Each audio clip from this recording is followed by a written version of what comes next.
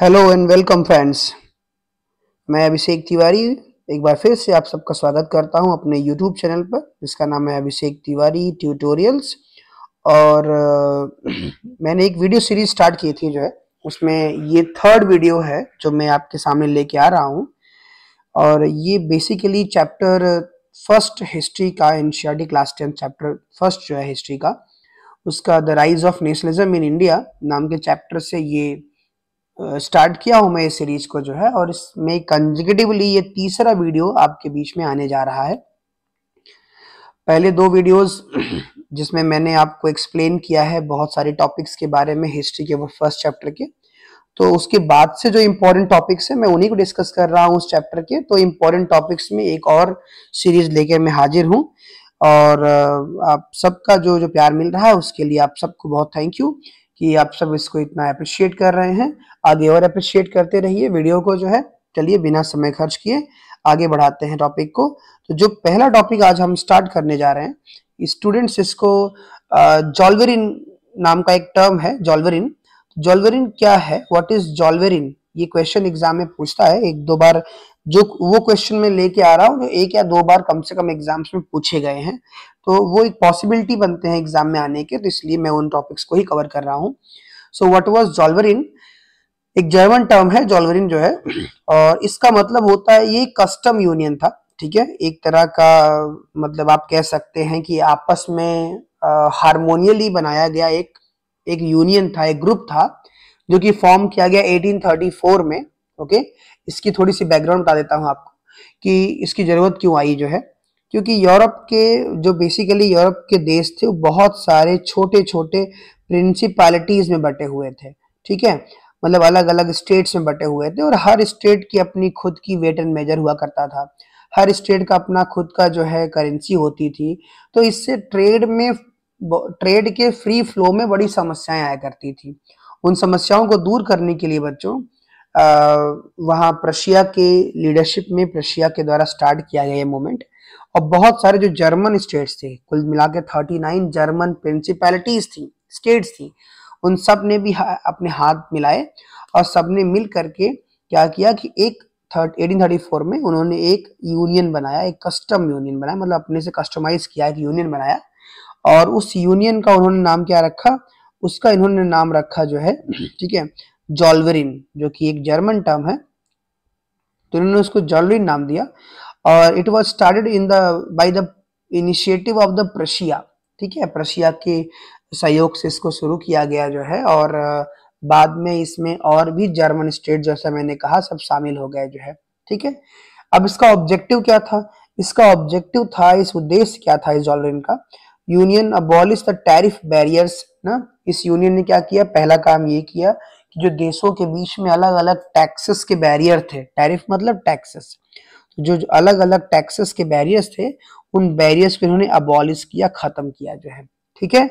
और उसके अलावा reduce the number of currencies from over 32, इन्होंने करेंसीज को, जो अलग अलग स्टेट की अपनी अलग अलग करेंसी थी उसको भी इन्होंने घटा करके दो में कर, 30 से घटा करके दो कर दिया।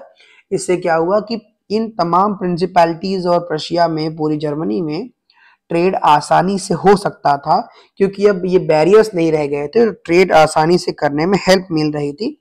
तो इस तरह से ये जॉल्वेरिन था। आई होप कि आपको समझ में आ गया होगा कि जॉल्वेरिन क्या है। आगे बढ़ते हैं स्टूडेंट्स और दूसरे टॉपिक की तरफ चलते हैं। हमारा दूसरा टॉपिक जो आज का है ये है न्यू कंजर्वेटिज्म आफ्टर 1815। पहले इसकी आपको बैकग्राउंड बता देता हूं बच्चों कि इसकी बैकग्राउंड क्या है। आप देखिए 1815 में नेपोलियन की हार हुई, ठीक है। 1798 से लेकर के 1798 से लेकर के नेपोलियन ने लगभग अपने आप को 1815 तक स्टैब्लिश रखा। और 1815 में बैटल ऑफ वाटरलू हुआ, वाटरलू नाम की जगह पर एक युद्ध हुआ और उसमें सारी कंजर्वेटिव फोर्सेस ने ना, मतलब कि मोनार्क ने इनको मिल करके नेपोलियन को हरा दिया जो है, ठीक है। तो अब हराने के बाद क्या हुआ कि अब मामला ये था कि भाई कैसे हैंडल किया जाए पूरे इस सारे जीते हुए क्षेत्र को। तो एज देवर कंजर्वेटिव्स, क्योंकि वो सब कंजर्वेटिव्स थे, तो उन्होंने क्या किया, उन्होंने ये मानते थे कि monarchy, the church social hierarchy, property, family, ये सब सोशल इंस्टीट्यूशंस हैं और इनका प्रिजर्वेशन, इनको सुरक्षित और संरक्षित रखा जाना चाहिए। यही मान करके जो है ये कंजर्वेटिव्स काम किया करते थे जो है, तो वो बदलाव में बिलीव नहीं करते थे, वो पुरानी इंस्टीट्यूशंस को बदलने में बिल्कुल बिलीव नहीं करते थे। तो जब ये कंजर्वेटिव्स पावर में आए, इन्होंने जब अपनी पावर अपने हाथों में ली जो है, ठीक है, तो उससे अब क्या हुआ कि कुछ बदलाव निश्चित रूप से जो है बदलाव होने थे। ठीक है, अब वो बदलाव क्या होने थे, मतलब कि बदलाव के ये विरोधी थे, लेकिन बदलाव कुछ ऐसा इनको देखने को मिला। अब देखिए कि जो मोस्ट ऑफ द कंजर्वेटिव्स थे वो नहीं चाहते थे जो नेपोलियन के पहले के प्री रिवोल्यूशनरी डेज में वापस लौटना नहीं चाहते थे। ये एक आश्चर्यजनक घटना घटी, क्योंकि कंजर्वेटिव का मतलब वही होता है जो पुरानी सोच पे हो, जो बदले ना। लेकिन यहाँ पे बदलाव को ये एक्सेप्ट कर रहे थे कंजर्वेटिव्स जो है, ठीक है, ये मान रहे थे कि ये जो चेंजेस हुए हैं इनको एक्सेप्ट कर लिया जाना चाहिए।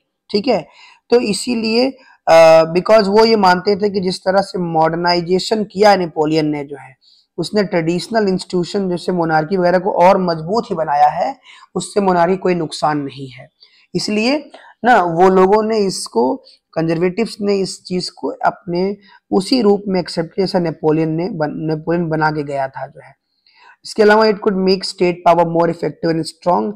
उन्हें यह भी विश्वास हो गया था कि इस मॉडर्नाइजेशन को, इस मॉडर्न मेथड को यूज करने से उनका स्टेट पावर और प्रभावशाली और मजबूत होगा, ये भी उन्होंने सोचा था।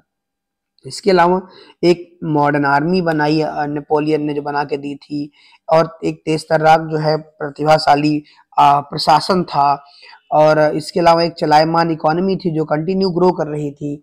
ऑबोलिशन ऑफ फ्यूडलिज्म, फ्यूडलिज्म का जो अंत कर दिया था नेपोलियन ने जो है, और जो सर्फडॉम का अंत किया था, मतलब कि सर्फ नाम के ईस्टर्न यूरोप में जो खेती होती थी, करवाते थे सर्फों से, सर्फ से, तो सर्फडॉम मतलब उनकी इस किंगडम को भी समाप्त किया गया था। इससे ऑटोक्रेटिक रूल और स्ट्रांग होता, ऐसा कंजर्वेटिव्स ने महसूस किया। और उसको महसूस करने के बाद इसीलिए क्या किया उन्होंने, therefore conservatives accepted all those changes without hesitation.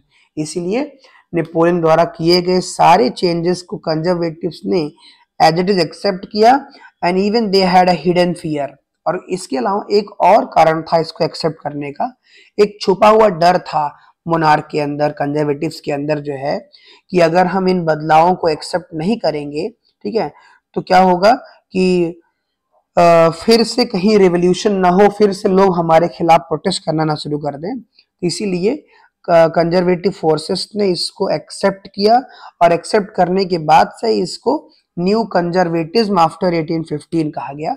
मतलब इस व्यवस्था को न्यू कंजर्वेटिज्म आफ्टर 1815 कहा गया। So this is what all about the new conservatism. I hope आपको ये समझ में आ गया होगा। आगे बढ़ते हैं, अगले टॉपिक की तरफ चलते हैं। ठीक है, अगला टॉपिक आपके स्क्रीन पे दिख रहा होगा, ट्रीटी ऑफ वियना नाम से। 1815 में जब वाटरलू का युद्ध समाप्त हुआ, नेपोलियन की हार हुई, तो जिन सारे कंजर्वेटिव फोर्सेस ने नेपोलियन को हराया था मिलकर के, वो सभी लोगों ने एक मीटिंग किया जो है, एक कांग्रेस स्टैब्लिश किया। कांग्रेस मतलब meeting. So after defeat of Napoleon in battle of Waterloo in 1815 में, वाटरलू के बैटल में नेपोलियन की हार के बाद जो है, जो रिप्रेजेंटेटिव्स थे रशिया के, ब्रिटेन के, ऑस्ट्रिया के, ये सभी लोग जो है, जिन्होंने मिल करके नेपोलियन को हराया था जो है, सभी लोग मिलते हैं एक मीटिंग के लिए। कहाँ पे? वियना में मिलते हैं। वियना जो कि ऑस्ट्रिया की कैपिटल है, वहां पे ये लोग मिलते हैं जो है, to draw the settlement of all those areas which was annexed by Napoleon earlier. उन सभी क्षेत्रों को सेटल करने के लिए जिन क्षेत्रों को पहले नेपोलियन ने कब्जा कर रखा हुआ था जो है। ठीक है, फिर क्या होता है कि जो कांग्रेस थी, मतलब मीटिंग थी, इसको क्योंकि ऑस्ट्रिया में हो रहा था तो इसको होस्ट किया ऑस्ट्रियन चांसलर ड्यूक मेटरनिक ने। इस मीटिंग को होस्ट किया जो है। ठीक है, ड्यूक मेटरनिक के नाम से बच्चों 3 क्वेश्चन बनते हैं। अब ये प्रसंग आया है तो इसको जान लीजिए, टॉपिक आया है तो। पहला क्वेश्चन ये बनता है कि ट्रीटी ऑफ वियना किसने होस्ट किया? वो ड्यूक मेटरनिक, आप जानते हैं। दूसरा ये बनता है ड्यूक मेटरनिक से, ठीक है, वो ये बनता है कि वो गुसेप मैजिनी के लिए बोलता है, एक रिवोल्यूशनरी होते हैं, अभी आगे पढ़ेंगे आप, उनके लिए बोलते हैं कि he is the most dangerous enemy of our social order. ठीक है, किसके लिए कहा? गियुसेप मैजानी के लिए। किसने कहा? ड्यूक मेटरनिक ने कहा। तीसरा, ड्यूक मेटरनिक ने एक और स्टेटमेंट जारी किया था, वो भी क्वेश्चन बनता है। वो ये था कि when France नीजेस rest of Europe catches cold. ठीक है, जब फ्रांस को छींक आती है तो बाकी यूरोप को जुकाम हो जाता है। तो ये स्टेटमेंट भी ड्यूक मेटरनिक ने जारी किया था। तो ये तीनों ही एग्जाम में इनसे बनने वाले क्वेश्चंस हैं। ठीक है, इसके अलावा objective of the meeting was to undo the most of the changes that had done by the Napoleon. ठीक है, तो नेपोलियन के द्वारा किए गए अधिकतर बदलावों को अंडू मतलब कैंसिल करने के लिए, कैंसिल करना ही इस ट्रीटी ऑफ वियना का ऑब्जेक्टिव था। इस मीटिंग का ऑब्जेक्टिव या उद्देश्य था कि जितने भी चेंजेस नेपोलियन ने किए हुए हैं उसको खत्म करना जो है। द ट्रीटी वॉज एज, अब वो ट्रीटी क्या थी, उस ट्रीटी की इम्प्लीकेशन या इम्प्लीमेंटेशन क्या थी, उसको एग्जाम में पूछता है, वो जान लीजिए। बॉर्बन डायनेस्टी जो है उसको फिर से पावर में रिस्टोर कर दी, जिसको फ्रेंच रिवॉल्यूशन के दौरान फ्रांसीसियों ने हटाया था 789 में। उसी डायनेस्टी को फिर से रीस्टैब्लिश कर दिया गया जो है पावर में, फ्रांस में जो है नेपोलियन के बाद। A series of states were placed, इसके अलावा कई संख्या में स्टेट्स को जो है फ्रांस के बॉर्डर्स पे बसा दिया गया, जिससे कि फ्रांस का आगे भविष्य में और एक्सपेंशन ना हो। ये प्रयास किया गया कि उसका एक्सपेंशन ना हो, तो इसलिए उसकी सीमाओं में सभी देशों को उसके ऊपर नीचे बैठा दिया गया। इसके अलावा नेदरलैंड्स क्या किया गया? Netherlands including Belgium was set up in northern Geneva, added with the Piedmont was set up in the south. Okay, so Netherland जो था उसके साथ शामिल कर दिया गया बेल्जियम को जो है, और इन दोनों को नॉर्थ में स्टैब्लिश कर दिया गया, फ्रांस के नॉर्थ में। इसके अलावा जेनेवा को जो है पीडमेंट के साथ जोड़ करके साउथ में स्टैब्लिश कर दिया गया। ठीक है, Russia was given an important part of the western frontier, Russia को पश्चिमी सीमा पर एक महत्वपूर्ण हिस्सा दिया गया। ठीक है, and Austria was given important control on northern Italy, और ऑस्ट्रिया को नदर्न इटाली में कंट्रोल का मौका दिया गया। ठीक है, इसके अलावा लेकिन जो जर्मन कन्फेडरेशन थे, एक्चुअली ये कन्फेडरेशन है 39 स्टेट्स का, उसको अनटच रखा गया, उसमें कोई बदलाव नहीं किया गया जो है। Russia was given a part of Poland, Russia को जो है एक पोलैंड का पार्ट दे दिया गया था। ठीक है, उसको एक पार्ट ऑफ पोलैंड, ठीक है, पोलैंड का एक पार्ट दिया गया। And Prussia was given a portion of Saxony, और प्रशिया को सैक्सोनी नाम का एरिया उसके हाथों में दे दिया गया। ठीक है, so the main aim of the treaty was to restore the monarchy. तो कुल मिलाकर अगर कहा जाए तो जो एम था, मेन एम था इस ट्रीटी का जो है, वो था मोनार्की को फिर से रिस्टोर करना, और जिसको नेपोलियन ने उखाड़ के फेंक दिया था, उस मोनार्की को फिर से रिस्टोर करना इनका काम था जो है। ये इस तरह से आप इसको आप समझ गए होंगे इस टॉपिक के बारे में। इसके अलावा बच्चों एक और क्वेश्चन, यहाँ एक और टॉपिक हम सामने लाते हैं, उसमें नाम है द रिवोल्यूशनरीज। यहाँ से बच्चों एक क्वेश्चन सिर्फ बनता है रिवोल्यूशनरीज से, वो भी बनता है किसके बारे में? वो बनता है गियुसेप मैजानी के बारे में। ठीक है, कमेंट लिखने को आता है, 2-3 कमेंट्स एग्जाम में आते हैं, बहुत इंपॉर्टेंट होते हैं स्टूडेंट्स, तो जरूर उसको वॉच करिए कमेंट्स को। ठीक है, क्या है मैं अभी आपको बताता हूँ। ठीक है, तो ये जो रिवोल्यूशनरीज का टॉपिक है, after 1815 increased number of revolutionary activities had started in the Europe against the new conservative regimes। लगभग 1815 के बाद से ही, जब से ही मोनार्क ने स्टैब्लिश किया अपना पावर यूरोप में और स्पेशली फ्रांस में, तो लगातार बहुत सारी रिवोल्यूशनरी एक्टिविटीज भी शुरू हो गई उसके साथ साथ, कि उसका विरोध करते हुए बहुत सारी रिवोल्यूशनरी एक्टिविटीज भी यूरोप में और फ्रांस में स्टार्ट हो गए, उसी के साथ साथ कंजर्वेटिव रेजिम का खिलाफत करते करते। One such revolutionary activity was made by Giuseppe Mazzini, एक ऐसा ही रिवोल्यूशनरी एक्टिविटी गियुसेप मैजानी नाम के व्यक्ति के द्वारा किया गया जो है। ठीक है, और ये पैदा हुआ था जेनेवा में 1807 में, और बाद में वो एक सीक्रेट सोसाइटी का मेंबर बन गया, कार्बोनरी नाम के जगह पे वो एक सीक्रेट सोसाइटी का मेंबर भी बन गया। ठीक है, एक यंग मैन होने के नाते 24 साल के जो है उसे 24 साल की उम्र में ही यंग मैन के रूप में एक्साइल मतलब देश निकाला कर दिया गया 1831 में, क्योंकि उसने उसने देश के खिलाफ सोसाइटी बना करके या मीटिंग करके विरोध अपराध किया था ना, रेवोल्यूशन करके लिगुरिया नाम की जगह पे जो है। ही फाउंडेड 2 मोर अंडरग्राउंड सोसाइटी, उसने इसके अलावा 2 और अंडरग्राउंड सोसाइटीज फॉर्म किया जिसका उसने नाम रखा यंग इटैली। ओके, एग्जाम में पूछता है यंग यूरोप, ठीक है। यंग इटैली का निर्माण उसने मार्सेलिस में, यंग यूरोप का फॉर्मेशन उसने बर्न में किया। तो ये 2 सोसाइटीज थी, और इन सोसाइटीज में जो है इंटेलिजेंसिया ऑफ यंग माइंड्स, मतलब कि नौजवान लोगों के जो बुद्धिमानी होती है उसका इस्तेमाल किया गया पूरे यूरोप में ऐसे बहुत सारे चेंजेस करने के लिए जो है। इसके अलावा जो है इसके अलावा ही बिलीव्ड, नेपोलियन उसकी बात करें गुसेप मैजिनी की, तो Giuseppe Mazzini believe that God had intended the nations to be a natural unit of mankind. उसने कहा कि भगवान की ये इच्छा है, इसलिए इस इच्छा से नेशन को बनाया है कि वो मैनकाइंड के नेचुरल यूनिट के रूप में काम करे, मानवता की प्राकृतिक जो है इकाई के रूप में काम करे। So Italy could not be a patchwork of small state, इसलिए इटली छोटे छोटे स्टेट्स का एक पैचवर्क नहीं होना चाहिए, and kingdoms instead it has to be single unified people. Okay, so वो ये मानता था जो है, मतलब कि मैजिनी जो है कि भगवान ने ये पूरी जो है नेशंस को इसलिए बनाया क्योंकि वो एक मैनकाइंड का नेचुरल यूनिट है, मानवता का एक स्वाभाविक जो है इकाई है। सो इसलिए इटली को जो है अलग अलग स्टेट का टुकड़ा नहीं होना चाहिए, बल्कि उसे ना सभी आपस में मिल करके यूनिफाइड रिपब्लिक बनना चाहिए, ऐसा उसका अपना विचार था। तो ये हो गया आपका रिवोल्यूशनरीज, मतलब कि इनके बारे में हो गया कि किस तरह से ये चीजें गुसेप मैजिनी एक रिवोल्यूशनरी के रूप में आप इसको जान गए, उसके बारे में डिटेल आपने जान लिया, वही डिटेल आपको लिखना रहेगा। आगे बच्चों एक और टॉपिक है age of revolutions in 1830 to 1848। इस दौर में 1830 से 1848 के बीच में बहुत सारे रिवोल्यूशंस हुए बच्चों यूरोप में। उनमें से कुछ ऐसे हैं जो हम लोग डिस्कस करने चल रहे हैं। 3 बहुत ही इंपॉर्टेंट घटनाएं घटी, क्या थे यही आपको एज ऑफ रिवोल्यूशंस में जानना है। तो मैं उसका एक क्रक्स, एक जिस्ट बना के लाया हूं, आप उसी को समझ लीजिए कि 1830 से 1845 के दौरान बहुत सारे उपद्रव हुए पूरे यूरोप में, जिसने यूरोप को चेंज कर दिया। उनमें से 3 बड़े महत्वपूर्ण थे जिसको हम लोग यहाँ डिस्कस करने चल रहे हैं। जिसमें पहला था the first upheaval took place in France in July 1830।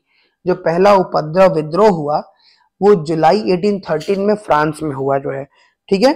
क्योंकि बॉर्बन डायनेस्टी जो थी वहां पे, जो जिसको रिस्टोर किया गया था नेपोलियन के जाने के बाद, जो है वहां पे मोनार्किस्ट के द्वारा जो है ना, overthrown by liberal revolutionaries in France. उनको जो लिबरल रिवोल्यूशनरीज थे फ्रांस के, ठीक है, उन्होंने उनको उखाड़ फेंका, जो है बॉर्बन डायनेस्टी को अपनी जगह से हटा दिया। Later they installed constitutional monarchy with Louis Philippe as its head. और बाद में इन्होंने क्या किया, इन्होंने अपना एक कॉन्स्टिट्यूशनल मोनार्की बनाया उनको हटाने के बाद जो है, और उस मोनार्की के लिए उन्होंने अपना एक राजा चुन लिया, उसको लुई फिलिप को जो है। अब यहाँ प्रश्न उठता है कि what is constitutional monarchy. Constitutional monarchy का मतलब होता है स्टूडेंट्स, जब एक राजा भी हो एक सिस्टम में और एक संविधान चलने वाली सरकार भी हो, तो उसको बोलते हैं कॉन्स्टिट्यूशनल मोनार्की। जैसे ब्रिटेन में चलता है, ब्रिटेन में एक रानी भी है या राजा है और उनके नीचे एक गवर्नमेंट चलती है उनके नाम पे जो है। तो वो परफेक्ट एग्जाम्पल है किसका, इस तरह की चीजों का। कॉन्स्टिट्यूशनल मोनार्की का परफेक्ट एग्जाम्पल है ब्रिटेन, और लुई फिलिप को उस कॉन्स्टिट्यूशनल मोनार्की का हेड बना दिया गया।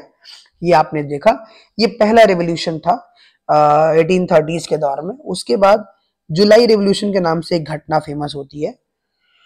उसमें basically started on uprising in Brussels. ये घटना बेल्जियम के ब्रसेल्स में शुरू होती है, क्योंकि इसके पहले के टॉपिक हम लोगों ने पढ़ा था कि कैसे नेपोलियन के जाने के बाद नेदरलैंड्स के साथ बेल्जियम को जोड़ करके नॉर्थ में स्टैब्लिश कर दिया गया था।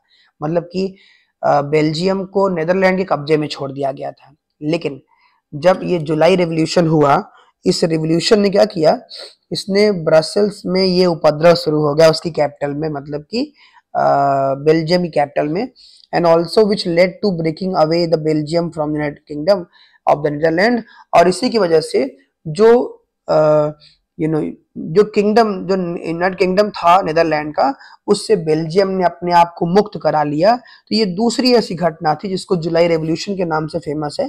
इसमें आप बताएंगे कैसे ब्रसेल्स ने अपने यहाँ विद्रोह करते हुए अपने आप को किंगडम ऑफ नीदरलैंड से खुद को अलग करके एक नया देश घोषित किया। ये दूसरी घटना है। तीसरा इसमें है most important of them was the war of Greek war of independence. उसमें सबसे इंपॉर्टेंट जो घटना आती है वो आती है ग्रीक वॉर ऑफ इंडिपेंडेंस की जो है, ठीक है। तो जो ग्रीक वॉर ऑफ इंडिपेंडेंस था अभी सबसे इंपॉर्टेंट है और इससे सबसे ज्यादा क्वेश्चन बनते हैं, तो आप इस चीज को थोड़ा समझेंगे। तो ग्रीक वॉर ऑफ इंडिपेंडेंस क्या था? Because that time Greece was a part of Ottoman Empire since 15th century. 15th century से ही ग्रीस जो है ऑटोमन एम्पायर का एक पार्ट रहा था, ठीक है। ऑटोमन एम्पायर एक मुस्लिम रूल था टर्की में जो है। So growth of revolutionary nationalism spark the struggle. और उसके बाद क्या हुआ कि जो तेजी से रेवोल्यूशनरी नेशनलिज्म बढ़ा ना, उसने क्या किया, उसने लोगों के अंदर एक संघर्ष फूंक दिया ना इंडिपेंडेंस के लिए जो है, जिसकी शुरुआत 1821 में होती है कि ग्रीस के इंडिपेंडेंस की एक बिगुल बज गया उसके बाद से जो है, और लोग तेजी से ग्रीस इंडिपेंडेंस की बात करने लगे जो है। उसके बाद बच्चों जो है, जो nationalist in Greece got support from other Greeks living in exile in other countries, ठीक है। इसके अलावा जो ऐसे लोग, जो ग्रीस के लोग जिनको ऑटोमन टर्की ने एक्साइल मतलब वनवास में भेज दिया था, बाहर भेज दिया था, उन लोगों का बाहर सपोर्ट मिलना शुरू हुआ नेशनलिस्ट लोगों को जो है, जो ग्रीस में संघर्ष कर रहे थे। और बहुत सारे वेस्टर्न यूरोपियन कंट्रीज ने भी अब उस रिवोल्यूशनरी आइडिया, ग्रीस के रिवोल्यूशनरी आइडिया को हेल्प करने के लिए अपना हाथ बढ़ाना शुरू किया। Because that time it was considered that, क्योंकि उस समय ये माना जाता था कि Greece was the cradle of European civilisation, की यूरोपियन सिविलाइजेशन का पालना ग्रीस है। ग्रीस में ही यूरोपियन सिविलाइजेशन पला बड़ा है, ऐसा लोग मानते थे जो है, ठीक है। And also an anti Muslim empire sentiments, इसके अलावा एक एंटी मुस्लिम एम्पायर सेंटिमेंट भी समाया हुआ था, ठीक है। और इन सभी चीजों ने क्या किया, लोगों को मोबिलाइज किया, लोगों की ओपिनियंस को मोबिलाइज किया, और इसके सपोर्ट से Greek war of independence execute हुआ, ग्रीक वॉर ऑफ इंडिपेंडेंस हुआ जो है। Finally the treaty of Constantinople, उसके अलावा अंतिम रूप से कि एक ट्रीटी ऑफ कॉन्स्टेंटिनोपल जो है, ये आपको याद रखना पड़ेगा, 1832 में हुआ ये, ठीक है। 1832 में हुआ ये। तो ये आप जानते रहेंगे कि 1832 में ये रेवोल्यूशन, ये ट्रीटी हुआ, क्योंकि लंबे समय तक 1821 से संघर्ष शुरू हुआ, और 1832 आते आते अब ऑटोमन टर्की को लग गया था कि अब ग्रीस को अलग करने का समय आ गया है। इसीलिए 1832 में ग्रीस और टर्की के बीच में एक ट्रीटी हुई, उसको बोलते हैं ट्रीटी ऑफ कॉन्स्टेंटिनोपल। एक्चुअली ये हिंदी में इसको कुस्तुनतुनिया का समझौता कहते हैं, उस जगह को हिंदी में कहते थे कॉन्स्टेंटिनोपल को कुस्तुनतुनिया।